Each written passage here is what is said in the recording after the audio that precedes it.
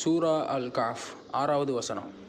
நபியே, இவர்கள் இந்த அறிவுரையின் மீது நம்பிக்கை கொள்ளவில்லையானால் இவர்களின் பின்னே கவலைப்பட்டு உமது உயிரை மாய்த்து கொள்வீர் போல் இருக்கிறதே. இந்த அறிவுரையை கேட்காத மக்களுக்காக நீங்கள் அதிகமாக கவலை கொள்வதை கைவிடுங்கள். அவர்கள் தங்களிடம் உள்ள மாற்றப்பட்ட வேத சொற்களை பின்பற்றுவதை கைவிட்டு உங்களை அவர்கள் ஏற்றுக்கொள்ள வேண்டும், உங்களை பின்பற்றவும் வேண்டும். இவ்வாறே செய்தாலே ஒழிய அவர்களால் நேர்வழி பெறவே முடியாது.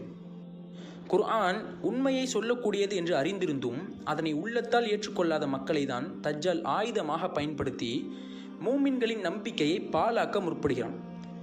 இது தஜ்ஜாலின் தாக்குதல்களிலேயே மிகவும் முக்கியமானதாகும்.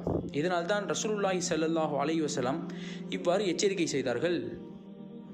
அபு சயீத் அல் குத்ரி ரலியல்லாஹு அன்ஹு அறிவித்தார், உங்களுக்கு முன்னிருந்த யூதர்கள் மற்றும் கிறிஸ்தவர்களின் வழிமுறைகளை நீங்கள் அங்குலம் அங்குலமாக மூலமாக பின்பற்றுவீர்கள்.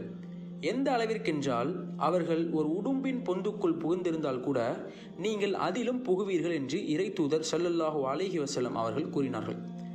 நாங்கள் இறை தூதர் அவர்களே, நாங்கள் பின்பற்றக்கூடியவர்கள் என்று யூதர்களையும் கிறிஸ்தவர்களையுமா நீங்கள் குறிப்பிடுகிறீர்கள் என்று நாங்கள் கேட்டோம். அதற்கு நபி ஸல்லல்லாஹு அலைஹி வஸல்லம் அவர்கள் வேறெவரை என்று பதிலளித்தார்கள்.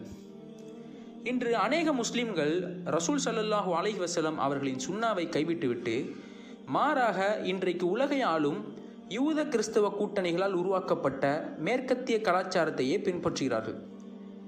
பல உதாரணங்கள் இருக்கின்றது என்றாலும் வெளிப்படையாக இருக்கும் சிலதை மட்டும் கூறுகிறேன்.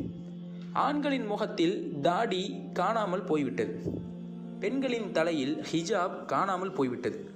வட்டியை உலகமெங்கும் ஹலாலாக்கிவிட்டார்கள். நவீன உலகின் பலதரப்பட்ட இணை வைப்புகள், ஃபெமினிஸ்ட் ரெவல்யூஷன் என்கிற பெண்ணிய புரட்சி என்று அநேக விஷயங்களில் முஸ்லிம்கள் மேற்கத்திய கலாச்சாரத்தை மேற்கொண்டு அதில் ஒரு அங்கமாகவே மாறிவிட்டார்கள்.